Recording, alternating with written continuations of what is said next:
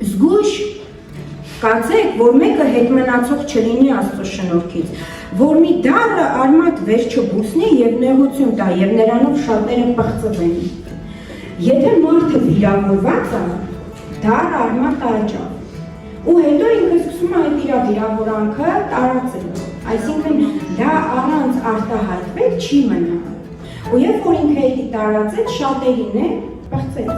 Ոնց էր, Աբիսովոմը հիշում եք, վիրավորված էր, շատ ուժեղ վիրավորված էր։ Նրա համար, որ իր եղբայրը անառակություն տվեց, բայց հայրը հարիր ձևով չպաչեց որդին։ Այդ դառը արմատը աճեց սրտի մեջ, ինչ արեց,